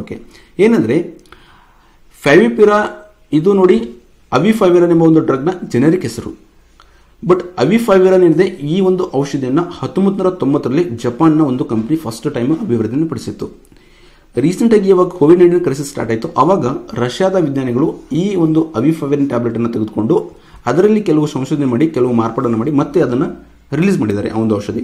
ಈ ಔಷಧಿಯನ್ನು ಕೋವಿಡ್-19 ಪೇಷಂಟ್ಗೆ ಯೂಸ್ ಮಾಡ್ಬೋದು ಅಂತ ಹೇಳಿದಾಗ ಅವಾಗ ರಷ್ಯಾ ಏನು ಮಾಡಿದೆ, ಇದಕ್ಕೆ ಅನುಮೋದನೆಯನ್ನು ಕೊಟ್ಟಿದೆ. ಅವಾಗ ನ್ಯೂಸಲ್ಲಿತ್ತು. ಅವಿಫಾವಿರನ್ ಜೆನೆರಿಕ್ನ ಹೆಸರೇನಿದೆ ಫ್ಯಾವಿಪಿರವಿರ್ ಇದೆ. ಸೊ ಈ ಒಂದು ಫ್ಯಾವಿಪಿರನ್ ಡ್ರಗ್ ಅನ್ನು ನಿಮಗೆ ಏನು ಮಾಡ್ತಾ ಇದೆ, ಈ ಒಂದು ಫ್ಯಾಬಿಫ್ಲೂ ಕಂಪ್ನಿ ಏನು ಮಾಡ್ತದೆ, ಬ್ರ್ಯಾಂಡ್ ಫ್ಯಾಬಿಫ್ಲೂ ಏನು ಮಾಡ್ತಾ ಇದನ್ನು ಅಂದರೆ ಗ್ಲೆನ್ಮಾರ್ಕ್ ಫಾರ್ಮಾಸ್ಯೂಟಿಕಲ್ ಏನು ಮಾಡ್ತಾರೆ, ಅದನ್ನು ಮ್ಯಾನುಫ್ಯಾಕ್ಚರ್ ಮಾಡ್ತಾ ಇದ್ದಾರೆ. ಸೊ ಇದನ್ನು ನೆನ್ಪಿಟ್ಕೊಳ್ಳಿ. ನೆಕ್ಸ್ಟ್ ಟಾಪಿಕ್ಕು ಆರ್ಟಿಕ್ ಸಿ ಬಗ್ಗೆ ಇದೆ. ನೋಡಿ, ಆರ್ಟಿಕ್ ಸಿ ಏನಿದೆ ಎಲ್ಲಿ ಬರುತ್ತೆ, ಇದು ನಾರ್ತ್ ಪೋಲ್ ಹತ್ರ ಬರುತ್ತೆ. ಆರ್ಟಿಕ್ ಸಿ ಇಲ್ಲಿ ನೋಡ್ಬೋದು ನೀವು, ದಿಸ್ ಇಸ್ ನಾರ್ತ್ ಪೋಲ್, ಇಲ್ಲಿ ಆರ್ಟಿಕ್ ಓಷನ್ ಇದೆ. ಸೊ ಈ ಒಂದು ಪ್ರದೇಶದಲ್ಲಿ 41 ವರ್ಷಗಳಲ್ಲಿ ಇದೇ ಸಲ ಮೊಟ್ಟ ಮೊದಲ ಬಾರಿಗೆ ಐಸ್ ಏನಿದೆ ಅದರ ಪ್ರಮಾಣ ಕಡಿಮೆ ಆಗ್ತಾ ಇದೆ, ಬಹಳಷ್ಟು ಜಾಸ್ತಿ ಕಡಿಮೆ ಆಗಿದೆ ಈ ಸಲ. ಅದನ್ನು ರಿಪೋರ್ಟ್ ಮಾಡಿದವರು, ಅಬ್ಸರ್ವ್ ಮಾಡಿದವರು national centre of polar and ocean research ಅವರು. ಸೊ ಇಲ್ಲಿ ನಾವು ಈ ಆರ್ಟಿಕ್ ಸಿಯಲ್ಲಿ ಐಸ್ ಡಿಕ್ಲೈನ್ ಆಗೋಗೋಸ್ಕರ ಕಾರಣ ಏನಂದರೆ, ಫಸ್ಟು ಮೊದಲನೇದಾಗಿ ಗ್ಲೋಬಲ್ ವಾರ್ಮಿಂಗ್, ಜಾಗತಿಕ ತಾಪಮಾನ. ಇದರಿಂದ ಎವಾಪರೇಷನಲ್ಲಿ ಇನ್ಕ್ರೀಸ್ ಆಗ್ತಾ ಇದೆ, ಏರ್ ಹ್ಯೂಮಿಡಿಟಿ ಇನ್ಕ್ರೀಸ್ ಆಗ್ತದೆ, ಕ್ಲೌಡ್ ಕವರ್ ಮತ್ತು ರೇನ್ಫಾಲ್ ಸಹಿತ ಜಾಸ್ತಿ ಆಗ್ತದೆ. ಇದರಿಂದ ಐಸ್ ಏನಾಗ್ತಾ ಇದೆ, ಕಡಿಮೆ ಆಗ್ತಾ ಇದೆ. ಸೊ ಐಸ್ ಹೇಗೆ ಕಡಿಮೆ ಆಗ್ತಾ ಇದೆ ಅಂದರೆ, ಸಪೋಸ್ ಇವಾಗ ಸಮ್ಮರ್ ಇದೆ ಅಂತ ತಿಳ್ಕೊಳ್ಳಿ, ಮತ್ತು ಒಂದು ಕಡೆ ವಿಂಟರ್ ಇದೆ. ವಿಂಟರ್ ಏನಾಗುತ್ತೆ, ಐಸ್ ಫಾರ್ಮೇಷನ್ ಆಗುತ್ತೆ, ಹೌದಾ? ಸೊ ಐಸ್ ಎಷ್ಟು ಫಾರ್ಮೇಷನ್ ಆಗಬೇಕು ಅದಕ್ಕಿಂತ ಕಡಿಮೆ ಆಗ್ತಾ ಇದೆ. ಮತ್ತು ವಿಂಟ್ರಲ್ಲಿ ಇದು ಸಮ್ಮರಲ್ಲಿ ಏನಾಗ್ತಾ ಇದೆ ಅಂದರೆ, ಸಪೋಸ್ ಐಸ್ ಇಷ್ಟಿದೆ ಅಂತ ತಿಳ್ಕೊಳ್ಳಿ, ವಿಂಟ್ರಲ್ಲಿ ಸ್ವಲ್ಪ ಇಷ್ಟು ಐಸ್ ಏನಾಗಿದೆ ಇದಕ್ಕೆ ಜೋಡಣೆ ಆಗಿದೆ ಅಂತ ತಿಳ್ಕೊಳ್ಳಿ, ಇಷ್ಟು. ಬಟ್ ಸಮ್ಮರಲ್ಲಿ ಏನಾಗ್ತದೆ, ಇದು ಎಷ್ಟು ಕರಗ ಹೋಗ್ತಾ ಇದೆ ಅಂದರೆ ಇಷ್ಟು ಕರಗ ಹೋಗ್ತಾ ಇದೆ. ಅಂದರೆ ವಿಂಟ್ರಲ್ಲಿ ಎಷ್ಟು ಫಾರ್ಮೇಷನ್ ಆಗ್ತಿದೆ ಅದಕ್ಕಿಂತ ಜಾಸ್ತಿ ಸಮ್ಮರಲ್ಲಿ ಏನಾಗುತ್ತೆ, ಕರಗ ಹೋಗ್ತಾ ಇದೆ. ಸೊ ಹಾಗಾಗಿ ಐಸ್ನ ಮಟ್ಟ ಲೆವೆಲ್ ಏನಾಗ್ತದೆ, ಕಡಿಮೆ ಆಗ್ತದೆ, ಡಿಕ್ಲೈನ್ ಆಗ್ತದೆ ಈ ಒಂದು ಆರ್ಟಿಕ್ ಸೀಲಿ. ಇದಕ್ಕೆ ಮೂಲ ಕಾರಣ ಗ್ಲೋಬಲ್ ವಾರ್ಮಿಂಗ್. ಇನ್ನೊಂದು ವಿಷಯ ಏನಂದರೆ, 1979ರಿಂದ 2018 ಅಂದರೆ 40 ವರ್ಷಗಳಲ್ಲಿ 4.7% ಡಿಕ್ಲೈನಿಂಗ್ ರೇಟ್ ಇತ್ತು ಐಸ್ದು ಪ್ರತಿ 10 ವರ್ಷಗಳಿಗೆ. ಬಟ್ ಇವಾಗ 2019ರಲ್ಲಿ ಅಬ್ಸರ್ವ್ ಮಾಡಿದಾಗ 13% ಆಗಿದೆ. ಅಂದರೆ ಈ 41 ವರ್ಷಗಳಲ್ಲಿ ಮೊಟ್ಟ ಮೊದಲ ಬಾರಿಗೆ ಆರ್ಟಿಕ್ ಸಿಯಲ್ಲಿ ಐಸ್ ಏನಾಗಿದೆ ಲಾರ್ಜೆಸ್ಟ್ ಆಗಿ ಡಿಕ್ಲೈನ್ ಆಗಿದೆ. ಓಕೆ, ಸಪೋಸ್ ಈ ಥರ ಕಂಟಿನ್ಯೂ ಆದರೆ ಡಿಕ್ಲೈನ್ ಆಗೋದು ಕಂಟಿನ್ಯೂ ಆದರೆ 2050ರ ಒಳಗಾಗಿ ಆರ್ಟಿಕ್ ಸಿಯಲ್ಲಿ ನಾವು ಯಾವುದೇ ಐಸನ್ನು ನಾವು ನೋಡೋಂಗಿಲ್ಲ ಅಂತ ರಿಸರ್ಚ್ಗಳು ಮತ್ತು ಈ ಒಂದು ಇನ್ಸ್ಟಿಟ್ಯೂಟ್ ಹೇಳ್ತಾ ಇದೆ. ನಾವಿಲ್ಲಿ ಈ national centre of polar and ocean research ಬಗ್ಗೆ ಹೇಳಬೇಕಾದ್ರೆ ಇದು ಒಂದು ಆಟೋನಮಸ್ ರಿಸರ್ಚ್ ಮತ್ತು ಡೆವಲಪ್ಮೆಂಟ್ ಇನ್ಸ್ಟಿಟ್ಯೂಷನ್. ಇದನ್ನು ಡೆವಲಪ್ ಮಾಡಿದರು ಮಿನಿಸ್ಟ್ರಿ ಆಫ್ ಅರ್ತ್ ಸೈನ್ಸ್ ಯಾವಾಗ 1998ರಲ್ಲಿ. ಇದರ ಲೊಕೇಶನ್ ಎಲ್ಲಿದೆ ಅಂದರೆ ಗೋವಾದಲ್ಲಿದೆ. ಇದು ಅರ್ಲಿಯರ್ ಈ national centre of polar and ocean research ಅನ್ನು national centre for Antarctic and ocean research ಅಂತ ಕರೀತಿದ್ರು. ಇದು ಏನು ಮಾಡುತ್ತೆ ಈ ಒಂದು ಸೆಂಟರ್ ಅಂತಂದರೆ ಈ ಪೋಲಾರ್ ರೀಜನ್ಸ್ ಅಲ್ಲಿ ಮತ್ತು ಸದರ್ನ್ ಓಷನ್ ಅಲ್ಲಿ ಏನು ಮಾಡುತ್ತೆ ರಿಸರ್ಚ್ಗಳನ್ನು ಕೈಗೊಳ್ಳುತ್ತೆ. ಓಕೆ, ಸೊ ಅದಕ್ಕೆ ಸಂಬಂಧಪಟ್ಟಂತೆ ಪ್ಲಾನಿಂಗ್, ಪ್ರಮೋಷನ್, ಕೋರ್ಡಿನೇಷನ್ ಮತ್ತು ಎಕ್ಸಿಕ್ಯೂಷನ್ಗೆ ನೋಡಲ್ ಏಜೆನ್ಸಿಯಾಗಿ ಈ ಒಂದು ಇನ್ಸ್ಟಿಟ್ಯೂಟ್ ಮಾಡುತ್ತೆ ಕೆಲಸವನ್ನು ಮಾಡುತ್ತೆ. ಓಕೆ, ನೆಕ್ಸ್ಟ್ ಟಾಪಿಕ್ ನೀರಾ ಬಗ್ಗೆ ಇದೆ. ನೀರಾ ನೋಡಿ ಒಂದು ಲಿಕ್ವಿಡ್ ಪದಾರ್ಥ ಇದು. ಓಕೆ, ಸೊ ಇದನ್ನು ನಾವು ಪಾಮ್ ಟ್ರೀಗಳಿಂದ ಎಕ್ಸ್ಟ್ರಾಕ್ಟ್ ಮಾಡ್ತೀವಿ, ಪಾಮ್ ಟ್ರೀಗಳಿಂದ. ಸೊ ರೀಸೆಂಟ್ ಆಗಿ ಏನಾಗಿದೆ ಅಂದರೆ khadi and village industry commission ಅವರು ಒಂದು ಪ್ರಾಜೆಕ್ಟನ್ನು, ಯೂನಿಕ್ ಪ್ರಾಜೆಕ್ಟನ್ನು ಲಾಂಚ್ ಮಾಡ್ತಾ ಇದ್ದಾರೆ, ರೋಲ್ ಔಟ್ ಮಾಡ್ತಾರೆ. ಯಾವುದಕ್ಕೋಸ್ಕರ ಅಂದರೆ ಪಾಮ್ ಟ್ರೀಗಳಿಂದ ನೀರನ್ನು ಪ್ರೊಡ್ಯೂಸ್ ಮಾಡೋಕ್ಕೋಸ್ಕರ, ಅದೇ ರೀತಿ ಪಾಮ್ ಜಗ್ಗರಿನ ಪ್ರೊಡ್ಯೂಸ್ ಮಾಡೋಕ್ಕೋಸ್ಕರ. ಇದರಿಂದ ಏನಾಗುತ್ತೆ ಅಂದರೆ ಎಂಪ್ಲಾಯ್ಮೆಂಟ್ ಕ್ರಿಯೇಟ್ ಆಗುತ್ತೆ. ಸೊ ಹಾಗಾಗಿ ಇದು ನ್ಯೂಸಲ್ಲಿದೆ ನೋಡಿ. ಇವುಗಳನ್ನು ಪಾಮ್ ಟ್ರೀಸ್ ಅಂತ ಕರೀತಾರೆ. ಸೊ ಇವುಗಳಿಂದ ಈ ನೀರನ್ನು ಏನು ಮಾಡ್ತಾರೆ, ಪ್ರೊಡ್ಯೂಸ್ ಮಾಡ್ತಾರೆ, ಎಕ್ಸ್ಟ್ರಾಕ್ಟ್ ಮಾಡ್ತಾರೆ. ಹೇಗೆ ಮಾಡ್ತಾರೆ ಮತ್ತು ಇದರಿಂದ ಏನು ಸಹಾಯ ಇದೆ ಅಂತಾರೆ, ನೀರ ಏನು ಒಂದು ಡ್ರಿಂಕ್ ಏನಿದೆ, ಸೊ ಇದನ್ನು ನಾವು ಸಾಫ್ಟ್ ಡ್ರಿಂಕ್ಸ್ಗಳ ಬದಲಾಗಿ ನಾವು ಯೂಸ್ ಮಾಡ್ಬೋದು. ಅಂದರೆ ಈ ಕೂಲ್ ಡ್ರಿಂಕ್ಸ್ ಏನಿದೆ ಲೈಕ್ ಪೇಪ್ಸ್ ಇರ್ಬೋದು, ಕೋಕೋ ಕೋಲಾ ಇರ್ಬೋದು, ಸೊ ಇವುಗಳ ಬದಲಾಗಿ ನಾವು ನೀರನ್ನು ಯೂಸ್ ಮಾಡ್ಬೋದು. ಮತ್ತು ನೀರ ನೋಡಿ ಇದರಲ್ಲಿ ಹೈಯೆಸ್ಟ್ ನ್ಯೂಟ್ರಿಯೆಂಟ್ ಇದೆ, ಪೋಷಕಾಂಶಗಳು ಬಹಳಷ್ಟು ಜಾಸ್ತಿ ಇದಾವೆ. ಸೊ ಇದರಿಂದ ನಮ್ಮ ಹೆಲ್ತ್ಗೆ ಬಹಳಷ್ಟು ಒಳ್ಳೆಯದಿದೆ. ಅದೇ ರೀತಿ ಇವಾಗ ಆಲ್ರೆಡಿ ಏನು ಮಾಡಿದ್ದಾರೆ, ಮಹಾರಾಷ್ಟ್ರ ಡಿಸ್ಟ್ರಿಕ್ಟ್ನ ಪಾಲ್ಘರ್ನಲ್ಲಿ ಒಂದು ಪ್ಲೇಸ್ ಇದೆ ದಹಾನ್ ಅಂತ, ಅಲ್ಲಿ ಲಾಂಚ್ ಮಾಡಿದ್ದಾರೆ ಈ ಒಂದು ಪ್ರಾಜೆಕ್ಟನ್ನು. ನೀರ ಹೇಗೆ ಎಕ್ಸ್ಟ್ರಾಕ್ಟ್ ಮಾಡ್ತಾರೆ ಅಂದರೆ ಸನ್ರೈಸ್ಗಿಂತ ಮುಂಚೆ ಪಾಮ್ ಟ್ರೀಸ್ಗಳ ಮೇಲೆ ಹೋಗಿ ಅದರ ಎಲೆಯನ್ನು ಕಟ್ ಮಾಡ್ತಾರೆ. ಎಲೆಯನ್ನು ಕಟ್ ಮಾಡಿಕೊಳ್ಳಿ ಏನಾಗುತ್ತೆ, ಹನಿಯಾಗಿ ಡ್ರಾಪ್ ಆಗಿ ಏನಾಗುತ್ತೆ, ಲಿಕ್ವಿಡ್ ರೂಪದಲ್ಲಿ ಏನಾಗುತ್ತೆ, ಡ್ರಾಪ್ ಕೆಳಗಡೆ ಬಿಡ್ತಾ ಇರುತ್ತೆ. ಸೊ ಕೆಳಗಡೆ ಏನು ಮಾಡ್ತಾರೆ, ಒಂದು ಪಾಟನ್ನು ಇಡ್ತಾರೆ, ಮಡಿಕೆ ಇಡ್ತಾರೆ ಅಥವಾ ಒಂದು ಪಾತ್ರೆ ಇಡ್ತಾರೆ. ಸೊ ಅಲ್ಲಿ ಏನಾಗುತ್ತೆ, ಅದು ಶೇಖರಣೆ ಆಗ್ತಾ ಹೋಗುತ್ತೆ. ಸಪೋಸ್ ನೀವು ಸನ್ರೈಸ್ ಅಂದರೆ ಸೂರ್ಯ ಹುಟ್ಟಕ್ಕಿಂತ ಮೊದಲೇ ಮಾಡಿದ್ರೆ ಒಳ್ಳೆಯದು. ಆಗ ಸಪೋಸ್ ನೀವು ಸನ್ರೈಸ್ ಅಂದರೆ ಸೂರ್ಯ ಹುಟ್ಟಿದ ಮೇಲೆ ನೀವು ಹೋಗಿ ಆ ಒಂದು ಎಲೆನ ಕಟ್ ಮಾಡಿ ಲಿಕ್ವಿಡನ್ನು ಶೇಖರಣೆ ಮಾಡ್ತಾ ಇದ್ರೆ ಲಿಕ್ವಿಡ್ ಏನಾಗುತ್ತೆ, ಸೂರ್ಯನಿಗೆ ಎಕ್ಸ್ಪೋಸ್ ಆಗುತ್ತೆ. ಅದರಿಂದ ಆ ಒಂದು ಪದಾರ್ಥ ನಶೆಯಾಗಿ ಕನ್ವರ್ಟ್ ಆಗ್ತದೆ, ಸಿಂಧಿಯಾಗಿ ಕನ್ವರ್ಟ್ ಆಗುತ್ತೆ. ಸೊ ಹಾಗಾಗಿ ಈ ನೀರನ್ನು ನಾವು ಪ್ರೊಡ್ಯೂಸ್ ಮಾಡಬೇಕಾದ್ರೆ, ಎಕ್ಸ್ಟ್ರಾಕ್ಟ್ ಮಾಡಬೇಕಾದ್ರೆ ನಾವು ಸೂರ್ಯ ಹುಟ್ಟಕ್ಕಿಂತ ಮುಂಚೆನೇ ಮಾಡಬೇಕಾಗುತ್ತೆ. ಇದು ಪಾಮ್ ಟ್ರೀಸ್ಗಳಿಂದ ಮಾಡ್ತಾರೆ. ಸೊ ಸದ್ಯಕ್ಕೆ ಈ ನೀರಾಗೆ ಇನ್ನು ಮಾರ್ಕೆಟನ್ನು ಸಿಕ್ಕಿಲ್ಲ ನಮ್ಮ ದೇಶದಲ್ಲಿ. ಸಪೋಸ್ ಏನಾದರೂ ಇದಕ್ಕೆ ಒಳ್ಳೆ ಮಾರ್ಕೆಟ್ ಸಿಕ್ಕರೆ ನಮ್ಮ ದೇಶದಲ್ಲಿ ಅಂದರೆ ಇಡೀ ಗ್ಲೋಬಲಲ್ಲಿ ನೀರಾ ಪ್ರೊಡ್ಯೂಸರಲ್ಲಿ ನಾವು ಅತಿ ದೊಡ್ಡ ಲೀಡಿಂಗ್ ಪ್ರೊಡ್ಯೂಸರ್ ಆಗಿಬಿಡ್ತೀವಿ. ಓಕೆ, ಹಾಗಾಗಿ ನಾವೇನು ಮಾಡಬೇಕು, ಇದನ್ನು ಹೆಚ್ಚು ಪ್ರೊಡ್ಯೂಸನ್ನು ಮಾಡಬೇಕು ಮತ್ತು ಹೆಚ್ಚು ಇದನ್ನು ಮಾರ್ಕೆಟ್ ಮಾಡಬೇಕು. ಸೊ ಹಾಗಾಗಿ khadi and village industry commission ಅವರು ಇದೊಂದು ಇನಿಷಿಯೇಟಿವ್ನ ಮಾಡಿದ್ದಾರೆ. ನಮ್ಮ ದೇಶದಲ್ಲಿ ಟೋಟಲಾಗಿ 10 ಕೋಟಿ ಪಾಮ್ ಟ್ರೀಸ್ಗಳಿದ್ದಾವೆ. ಓಕೆ, ಸೊ ಪರ್ಟಿಕ್ಯುಲರ್ ಎಲ್ಲೆಲ್ಲಿ ಜಾಸ್ತಿ ಇದೆ ಅಂದರೆ ಮಹಾರಾಷ್ಟ್ರ, ಗುಜರಾತ್, ಗೋವಾ, ದಮನ್ ಆ್ಯಂಡ್ ದೀವು, ದಾದರಾ ಆ್ಯಂಡ್ ನಗರ್ ಹವೇಲಿ, ತಮಿಳುನಾಡು, ಉತ್ತರ ಪ್ರದೇಶ ಮತ್ತು ಬಿಹಾರ, ಇಲ್ಲಿ ನಾವು ಪಾಮ್ ಟ್ರೀಸ್ಗಳನ್ನು ಜಾಸ್ತಿ ನೋಡ್ಬೋದು. ಸೊ ಪಾಮ್ ಟ್ರೀಸ್ಗಳಿಂದ ನೀರ ಒಂದು ಪ್ರೊಡ್ಯೂಸ್ ಮಾಡಿದ್ರೆ ಅದು ನ್ಯೂಟ್ರಿಯೆಂಟ್ ರಿಚ್ ಇದೆ, ಅದರ ಜೊತೆಗೆ ಇದಕ್ಕೆ ಮಾರ್ಕೆಟ್ ಸಿಕ್ಕರೆ ಒಳ್ಳೆ ಒಂದು ಎಕಾನಮಿಕ್ ಬೂಸ್ಟ್ ಆಗುತ್ತೆ, ಎಂಪ್ಲಾಯ್ಮೆಂಟ್ ಜನರೇಟ್ ಆಗುತ್ತೆ. ನಾವಿಲ್ಲಿ khadi and village industry commission ಬಗ್ಗೆ ಸಹಿತ ತಿಳ್ಕೊಳ್ಳೋಣ. Khadi and village industry commission ಇದೊಂದು ಸ್ಟ್ಯಾಟ್ಯೂಟರಿ ಬಾಡಿ. ಯಾವಾಗ ಸ್ಥಾಪನೆ ಆಗಿದೆ ಅಂದರೆ khadi and village industry commission act of 1956 ಪ್ರಕಾರ 1957ರಲ್ಲಿ ಇದು ಫಾರ್ಮೇಷನ್ ಆಗಿದೆ. ಇದಕ್ಕಿಂತ ಮುಂಚೆ, ಈ ಒಂದು ಕಮಿಷನ್ಗಿಂತ ಮುಂಚೆ all India khadi and village industry board ಇತ್ತು. ಈ ಬೋರ್ಡ್ನ ಎಲ್ಲ ಕೆಲಸಗಳನ್ನು ಯಾವಾಗ ಈ ಒಂದು ಕಮಿಷನ್ ಫಾರ್ಮೇಷನ್ ಆಯಿತು ಅವಾಗ ಏನು ಮಾಡ್ತು, ಟೇಕ್ ಓವರ್ ಮಾಡ್ತು. ಇದರ ಹೆಡ್ ಆಫೀಸ್ ಇರೋದು ಮುಂಬೈಲಿದೆ. 6 ಜೋನಲ್ ಆಫೀಸ್ಗಳಿದ್ದಾವೆ. ಅದರಲ್ಲಿ ಬೆಂಗಳೂರಲ್ಲೂ ಸಹಿತ ಇದೆ. ಡೆಲ್ಲಿ, ಭೋಪಾಲ್, ಬೆಂಗಳೂರು, ಕೋಲ್ಕತ್ತಾ, ಮುಂಬೈ ಆ್ಯಂಡ್ ಗುವಾಹಟಿ, ಇವುಗಳಲ್ಲಿ 6 ಜೋನಲ್ ಆಫೀಸ್ಗಳು ಈ ಒಂದು ಕಮಿಷನ್ ಇದ್ದಾವೆ. ಅದರಲ್ಲಿ ಬೆಂಗಳೂರು ಸಹಿತ ಒಂದಿದೆ, ಇದನ್ನು ನೆನಪಿಟ್ಕೊಳ್ಳಿ. ಪರ್ಪೋಸ್ ಏನಂದರೆ ಖಾದಿ ಆ್ಯಂಡ್ ವಿಲೇಜ್ ಇಂಡಸ್ಟ್ರಿನ ಹೇಗೆ ಎಸ್ಟಾಬ್ಲಿಷ್ ಮಾಡಬೇಕು, ಅದನ್ನು ಡೆವಲಪ್ಮೆಂಟ್ ಹೇಗೆ ಮಾಡಬೇಕು, ಅದರ ಬಗ್ಗೆ ಇದು ಕೆಲಸ ಮಾಡುತ್ತೆ. ಇದರ ಏಜೆನ್ಸಿ ಎಕ್ಸಿಕ್ಯೂಟಿವ್ ಯಾರಿದ್ದಾರೆ, ವಿನಯ್ ಕುಮಾರ್ ಸಕ್ಸೇನಾ ಅವರಿದ್ದಾರೆ. ಇದರ ಪೇರೆಂಟ್ ಏಜೆನ್ಸಿ ಅಂದರೆ ಪೋಷಕ ಸಂಸ್ಥೆ ಯಾವುದಂದರೆ ministry of micro, small and medium enterprises. Recent ಆಗಿ Khadi and village industry commission ನ್ಯೂಸಲ್ಲಿತ್ತು. ಯಾಕೆ ನ್ಯೂಸಲ್ಲಿತ್ತು ಅಂದರೆ ಯಾವಾಗ ಕೋವಿಡ್-19 ಕ್ರೈಸಿಸ್ ಸ್ಟಾರ್ಟ್ ಆಯಿತು, ಕರೋನಾ ಯಾವಾಗ ಸ್ಟಾರ್ಟ್ ಆಯಿತು, ಅದರ ಹಿನ್ನೆಲೆಯಲ್ಲಿ ಎಲ್ಲ ಕಡೆ ಲಾಕ್ಡೌನ್ ಆಯಿತು. ಸೊ ಕೆಲವು ಮೇಜರ್ಸ್ಗಳನ್ನು ಕೊಟ್ಟರು, ಮುಂಜಾಗ್ರತಾ ಕ್ರಮಗಳು ಏನಂದರೆ ನಾವು ಮಾಸ್ಕನ್ನು ಧರಿಸಬೇಕಂತ. ಸೊ ಈ khadi and village industry commission ಏನು ಮಾಡ್ತಂದರೆ ಕಾಟನ್ ಫೇಸ್ ಮಾಸ್ಕ್ಗಳನ್ನು ಮ್ಯಾನುಫ್ಯಾಕ್ಚರ್ ಮಾಡೋಕ್ಕೆ ಸ್ಟಾರ್ಟ್ ಮಾಡ್ತು. ಇದರಿಂದ ಬೇರೆ ಬೇರೆ ದೇಶಗಳಿಂದ ಆರ್ಡರ್ನ ಬಂತು. ಇನ್ನೊಂದೇನೆಂದರೆ ಆತ್ಮನಿರ್ಭರ್ ಭಾರತ್ ಅಭಿಯಾನ ಅಂತ ಒಂದು ಏನು ಇನಿಷಿಯೇಟಿವ್ ಅನ್ನು ಲಾಂಚ್ ಮಾಡಿದ್ರು ಕೇಂದ್ರ ಸರ್ಕಾರದವರು. ಅದರಲ್ಲಿ ಪ್ರಧಾನಿ ನರೇಂದ್ರ ಮೋದಿ ಅವರು ವೋಕಲ್ ಫಾರ್ ಲೋಕಲ್ ಅಂತ ಒಂದು ಟರ್ಮ್ ಅನ್ನು ಯೂಸ್ ಮಾಡಿದ್ರು. ವೋಕಲ್ ಫಾರ್ ಲೋಕಲ್ ಅಂತಂದ್ರೆ ನಮ್ಮ ದೇಶದಲ್ಲಿ ಏನು ಸ್ವದೇಶಿ ವಸ್ತುಗಳಿದಾವೆ ಅದನ್ನು ನಾವು ಮ್ಯಾನುಫ್ಯಾಕ್ಚರ್ ಇಲ್ಲೇ ಮಾಡಿ ಅದನ್ನು ಹೆಚ್ಚಿಗೆ ನಾವು ಪ್ರಮೋಟ್ ಮಾಡಬೇಕು, ಅದರ ಬಗ್ಗೆ ಮಾತಾಡಬೇಕಂತ ವೋಕಲ್ ಫಾರ್ ಲೋಕಲ್ ಟರ್ಮ್ ಅನ್ನು ಅವ್ರು ಹೇಳಿದರು. ಸೊ ಇದನ್ನು ಪ್ರಮೋಟ್ ಮಾಡೋಕ್ಕೋಸ್ಕರ first time Khadi and village industry commission ಅವರು ಏನು ಮಾಡಿದ್ದಾರೆ, ಕಾಟನ್ ಮಾಸ್ಕ್ಗಳನ್ನು ಮ್ಯಾನುಫ್ಯಾಕ್ಚರ್ ಮಾಡ್ತಾ ಇದ್ದಾರೆ. ಸೊ ಇಲ್ಲಿವರೆಗೆ ಈ ಒಂದು ಕಮಿಷನ್ಗೆ 8 ಲಕ್ಷ ಆರ್ಡರ್ಗಳು ಬಂದಿದ್ದಾವೆ. ಇದರಲ್ಲಿ 6 ಲಕ್ಷ ಕಾಟನ್ ಮಾಸ್ಕ್ಗಳನ್ನು ಈ ಲಾಕ್ಡೌನ್ ಪೀರಿಯಡ್ ಆಲ್ರೆಡಿ ಸಪ್ಲೈ ಮಾಡಿದೆ ಈ ಒಂದು ಕಮಿಷನ್. ಅದೇ ರೀತಿ USA, ದುಬೈ, ಮ್ಯಾರಿಷಸ್, ಮಿಡಲ್ ಈಸ್ಟ್ ಮತ್ತು ಬೇರೆ ಬೇರೆ ಯುರೋಪಿಯನ್ ಕಂಟ್ರಿಗಳಿಗೂ ಸಹಿತ ಪ್ಲಾನ್ ಅನ್ನು ಮಾಡ್ತಾ ಇದೆ ಈ ಒಂದು ಮಾಸ್ಕ್ ಸಪ್ಲೈ ಮಾಡೋಕ್ಕೋಸ್ಕರ. ಈ ಮಾಸ್ಕ್, ಕಾಟನ್ ಮಾಸ್ಕ್ ಏನಿದೆ, ಫೇಸ್ ಮಾಸ್ಕ್, ಇದರ ವಿಶೇಷತೆ ಏನಿದೆ ಅಂದರೆ ಇದು ಕಾಸ್ಟ್ ಎಫೆಕ್ಟಿವ್ ಆಗಿದೆ. ಅಂದರೆ ಇದರ ಬೆಲೆ ಬಹಳಷ್ಟು ಕಡಿಮೆ ಇದೆ. ಬ್ರೀತೇಬಲ್, ನೀವು ಆರಾಮಾಗಿ ಇದನ್ನು ಧರಿಸಿದ್ರೆ ನೀವು ಆರಾಮಾಗಿ ಬ್ರೀತ್ ಮಾಡ್ಬೋದು. ರಿಯೂಸಬಲ್ ಅಂದರೆ ಇದನ್ನು ವಾಶ್ ಮಾಡಿ ಮತ್ತು ನೀವು ರಿಯೂಸ್ ಮಾಡ್ಬೋದು. ಬಯೋಡಿಗ್ರೇಡಬಲ್ ಇದೆ. ಓಕೆ, ಸೊ ಹಾಗಾಗಿ ಒಟ್ಟಾರೆ ಹೇಳಬೇಕಾದ್ರೆ ಇದರ ಎಫಿಷಿಯನ್ಸಿ ಏನಿದೆ ಜಾಸ್ತಿ ಇದಾಗೆ. ಇದರಿಂದ ಏನಾಗುತ್ತದೆ, ಒಂದು ಎಂಪ್ಲಾಯ್ಮೆಂಟ್ ಬೂಸ್ಟ್ ಆಗುತ್ತೆ. ಯಾಕಂದರೆ ಯಾವಾಗ ಮಾಸ್ಕ್ಗಳ ಪ್ರೊಡಕ್ಷನ್ ಜಾಸ್ತಿ ಆಗುತ್ತೆ ಅದರಿಂದ ಎಂಪ್ಲಾಯ್ಮೆಂಟ್ ಸಹಿತ ಏನಾಗುತ್ತೆ, ಹೆಚ್ಚು ಜನರೇಟ್ ಆಗುತ್ತೆ, ಅದಕ್ಕೂ ಬೂಸ್ಟ್ ಕೊಟ್ಟೇನಾಗುತ್ತೆ. Okay, this is about Khadi and village industry commission. Next ನಾವು ಇಂಪಾರ್ಟೆಂಟ್ ಒನ್ಲೈನ್ಸ್ ಅನ್ನು ಡಿಸ್ಕಸ್ ಮಾಡೋಣ. ನಿನ್ನೆ ಜೂನ್ 21, ನಿನ್ನೆ ಏನಿತ್ತಂದರೆ ಇಂಟರ್ನ್ಯಾಷನಲ್ ಯೋಗ ಡೇ ಇತ್ತು, ವರ್ಲ್ಡ್ ಮ್ಯೂಸಿಕ್ ಡೇ ಇತ್ತು. ಓಕೆ, ಸೊ ಪ್ರತಿ ವರ್ಷ ಇಂಟರ್ನ್ಯಾಷನಲ್ ಯೋಗ ಡೇ ಅನ್ನು ನಾವು ಪ್ರತಿ ವರ್ಷ ಜೂನ್ 21 ಆಚರಣೆ ಮಾಡ್ತೀವಿ. ಈ ವರ್ಷದ ಥೀಮ್ ಏನಿತ್ತಂದರೆ yoga for health, yoga at home ಇತ್ತು. ಓಕೆ, ನೋಡಿ, ಇಂಟರ್ನ್ಯಾಷನಲ್ ಯೋಗ ಡೇನ ಮೊಟ್ಟ ಮೊದಲನೇ ಬಾರಿಗೆ ಇದರ ಬಗ್ಗೆ ಕರೆ ಕೊಟ್ಟಿರೋರು ಯಾರಂದರೆ ನಮ್ಮ ಪ್ರಧಾನಿ ನರೇಂದ್ರ ಮೋದಿ ಅವರು. ಸೊ UNL ಅವರು ಹೇಳಿದ್ರು ಏನಂದರೆ ಇದನ್ನು ವಿಶ್ವದಾದ್ಯಂತ ಇಂಟರ್ನ್ಯಾಷನಲ್ ಯೋಗ ಡೇಯನ್ನು ಆಚರಣೆ ಮಾಡಬೇಕಂತ. ಸೊ ಆವಾಗ ವಿಶ್ವಸಂಸ್ಥೆ ಜೂನ್ 21 ಪ್ರತಿ ವರ್ಷ ಜೂನ್ 21 ನಾವು ಆಚರಣೆ ಮಾಡಬೇಕು ಅಂತ ಅವರು ಏನು ಮಾಡಿದ್ರು, ಒಂದು ಅನೌನ್ಸ್ಮೆಂಟನ್ನು ಮಾಡಿದರು. ಓಕೆ, ಸೊ ಮೊಟ್ಟ ಮೊದಲನೇ ಬಾರಿಗೆ ನಮ್ಮ ದೇಶದಲ್ಲಿ 2015ರಲ್ಲಿ ನ್ಯೂ ದೆಹಲಿಯ ರಾಜ್ಪಥ್ನಲ್ಲಿ ನಾವು ಏನು ಮಾಡಿದ್ವಿ, ಇಂಟರ್ನ್ಯಾಷನಲ್ ಯೋಗ ಡೇಯನ್ನು ಆಚರಣೆ ಮಾಡಿದ್ವಿ. ಓಕೆ, ಅದೇ ರೀತಿ ಅದಾದಮೇಲೆ WHO, ವರ್ಲ್ಡ್ ಹೆಲ್ತ್ ಆರ್ಗನೈಸೇಷನ್, ಇವರು ಸಹಿತ ಏನು ಹೇಳಿದ್ರು, ಯೋಗ ಮಾಡೋದ್ರಿಂದ ನಮ್ಮ ಹೆಲ್ತ್ ಇಂಪ್ರೂವ್ ಆಗುತ್ತೆ. ಸೊ ಹಾಗಾಗಿ ಎಲ್ಲರೂ ಏನು ಮಾಡಬೇಕು, ದಿನ ಒಂದು 15ರಿಂದ 20 ನಿಮಿಷ ಅಟ್ಲೀಸ್ಟ್ ಏನು ಮಾಡಬೇಕು, ನಾವು ಯೋಗವನ್ನು ಮಾಡಬೇಕು. ನೆಕ್ಸ್ಟು ನಿನ್ನೆ ನಾವು ಅನ್ಯುಲರ್ ಸೋಲಾರ್ ಎಕ್ಲಿಪ್ಸ್ ಅನ್ನು ನೋಡಿದ್ದೀವಿ.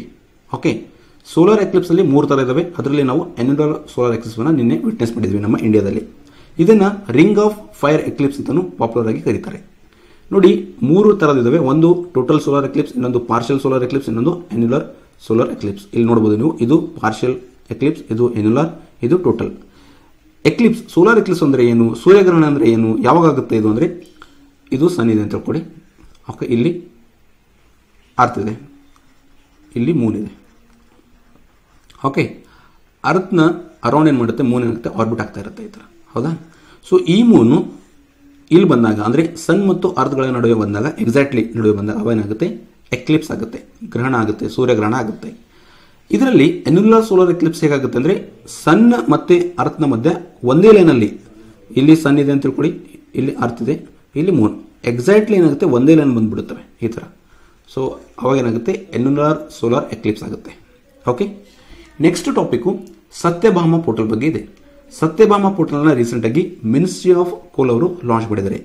ಸತ್ಯಭಾಮ ಅಂದರೆ science in technology Yojana for Atmanirbhar Bharat in mining advancement. ಇದು ಯಾಕೆ ಮಾಡಿದ್ದಾರೆ, ಈ ಒಂದು ಪೋರ್ಟಲ್ ಯಾಕೆ ಲಾಂಚ್ ಮಾಡಿದ್ದಾರೆ ಅಂದರೆ, ಇದರ ಉದ್ದೇಶ ಏನಂದರೆ, ಸಪೋಸ್ ಕೋಲ್ಗೆ ಸಂಬಂಧಪಟ್ಟಂತೆ ಯಾವುದೋ ಒಂದು ಪ್ರಾಜೆಕ್ಟ್ ನಡೀತಾ ಇದೆ ಅಂತ ತಿಳ್ಕೊಳ್ಳಿ, ಅಥವಾ ಒಂದು ಪ್ರಾಜೆಕ್ಟ್ಗೆ ಅಪ್ಲೈ ಮಾಡಬೇಕಾಗಿದೆ. ಸೊ ಒಂದು ಪ್ರಪೋಸಲ್ ಇದೆ, ಸೊ ಅದನ್ನು ನೀವು ಈ ಒಂದು ಪೋರ್ಟಲ್ ಮುಖಾಂತರ ಸಬ್ಮಿಟ್ ಮಾಡಬಹುದು. ಅದೇ ರೀತಿ ಒಂದು ಪ್ರಾಜೆಕ್ಟ್ ಆಲ್ರೆಡಿ ನಡೀತಾ ಇದೆ, ರನ್ನಿಂಗಲ್ಲಿದೆ, ಸೊ ಅದರ ಪ್ರೋಗ್ರೆಸ್ ರಿವ್ಯೂ ಮಾಡಬಹುದು. ಓಕೆ, ಸೊ ಈ ಥರ ಮಾನಿಟರ್ ಮಾಡಬಹುದು. ಸೊ ಇದಕ್ಕೋಸ್ಕರ ಏನು ಮಾಡಿದ್ದಾರೆ, ಕೋಲ್ ಮಿನಿಸ್ಟ್ರಿ ಅವರು ಸತ್ಯಭಾಮ ಎಂಬ ಒಂದು ಪೋರ್ಟಲ್ನ ಲಾಂಚ್ ಮಾಡಿದ್ದಾರೆ. ಸೊ ಈ ಒಂದು ಪೋರ್ಟಲ್ನ ಲಾಂಚ್ ಮಾಡಿದಾರೇನು, ಅದನ್ನು ಡೆವಲಪ್ ಮಾಡಿದವರು ನ್ಯಾಷನಲ್ ಇನ್ಫಾರ್ಮೆಟಿಕ್ಸ್ ಸೆಂಟರ್ ಮತ್ತು ಮೈನ್ಸ್ ಇನ್ಫಾರ್ಮೇಷನ್ ಡಿವಿಷನ್ ಅವರು ಸೇರಿಕೊಂಡು ಇದನ್ನು ಡೆವಲಪ್ ಮಾಡಿದ್ದಾರೆ. Okay, next world sickle cell day ಇದೆ. ಪ್ರತಿ ವರ್ಷ ಜೂನ್ 19ರಂದು ವರ್ಲ್ಡ್ ಸಿಕ್ಕಲ್ ಸೆಲ್ ಡೇ ಅಂತ ಆಚರಣೆ ಮಾಡ್ತಾರೆ. ಉದ್ದೇಶ ಏನಂದರೆ, ಸಿಕ್ಕಲ್ ಸೆಲ್ ಡಿಸೀಸ್ ಏನಿದೆ ಅದರ ಬಗ್ಗೆ ಅವೇರ್ನೆಸ್ ಮತ್ತು ಟ್ರೀಟ್ಮೆಂಟ್ ಮೆಥಡ್ಗಳ ಬಗ್ಗೆ ಅವೇರ್ನೆಸ್ ಅನ್ನು ಕೊಡೋಗೋಸ್ಕರ ಆ ಒಂದು ಉದ್ದೇಶ ಇಟ್ಟುಕೊಂಡು ಈ ಒಂದು ದಿನವನ್ನು ಆಚರಣೆ ಮಾಡ್ತಾರೆ. ನೋಡಿ, ಈ ದಿನವನ್ನು ಫಸ್ಟ್ ಯುನೈಟೆಡ್ ನೇಷನ್ ಏನು ಮಾಡ್ತು, ರಿಕಗ್ನೈಸ್ ಮಾಡ್ತು. ಅದು ಆದ ಕೂಡಲೇ 2008ರಲ್ಲಿ UNGA ಅಂದರೆ ಯುನೈಟೆಡ್ ನೇಷನ್ಸ್ ಜನರಲ್ ಅಸೆಂಬ್ಲಿ ಅವರು ಇದನ್ನು ಅಡಾಪ್ಟ್ ಮಾಡಿಕೊಂಡ್ರು. ಈ ದಿನವನ್ನು ಪ್ರತಿ ವರ್ಷ ಜೂನ್ 19 ನಾವು ಆಚರಣೆ ಮಾಡ್ತೀವಿ ಅಂತ. ಹೆಚ್ಚು ಈ ಒಂದು ಡಿಸೀಸನ್ನು ನಾವು ಎಲ್ಲಿ ನೋಡ್ಬೋದು ಅಂದರೆ, ಕಾಮನ್ ಆಗಿ ಆಫ್ರಿಕಾದಲ್ಲಿ ನೋಡ್ಬೋದು. ಈ ಡಿಸೀಸ್ ಬಗ್ಗೆ ತಿಳ್ಕೊಳ್ಳೋಣ. ನೋಡಿ, ಈ ಡಿಸೀಸ್ ಏನಾಗುತ್ತೆ ಅಂದರೆ, ನಮ್ಮ ಹಾರ್ಟಲ್ಲಿ ಈ ನಾರ್ಮಲ್ ರೆಡ್ ಬ್ಲಡ್ ಸೆಲ್ಸ್ ಏನಿದಾವೆ ಅದರ ಶೇಪ್ ಹೇಗಿರುತ್ತೆ ಈ ಥರ ಇರುತ್ತೆ, ಇಲ್ಲಿ ನೋಡ್ಬೋದು ನೀವು. ಓಕೆ, ಈ ಥರ ಇದೆ. ಸೊ ಯಾವಾಗ ಈ ಡಿಸೀಸ್ ಅಟ್ಯಾಕ್ ಆಗುತ್ತೆ ಅವಾಗ ಏನಾಗುತ್ತೆ, ಈ ಶೇಪ್ ಏನಾಗುತ್ತೆ, ನಾರ್ಮಲ್ ರೆಡ್ ಬ್ಲಡ್ ಸೆಲ್ಗಳ ಶೇಪ್ ಏನಾಗುತ್ತೆ, ಥಿನ್ ಆಗಿಬಿಡುತ್ತೆ, ಈ ಥರ ಆಗಿಬಿಡುತ್ತೆ, ಇಲ್ಲಿ ನೋಡ್ಬೋದು ನೀವು. ಸೊ ಇದರಿಂದ ಬ್ಲಡ್ ಸರ್ಕ್ಯುಲೇಷನ್, ಬ್ಲಡ್ ಏನು ಫ್ಲೋ ಆಗ್ತಾ ಇರುತ್ತೆ ಅದು ಬ್ಲಾಕ್ ಆಗಿಬಿಡುತ್ತೆ, ಅಂದರೆ ಬ್ಲಡ್ ಫ್ಲೋ ಆಗೋದು ಅದು ರೆಸಿಸ್ಟ್ ಮಾಡುತ್ತೆ.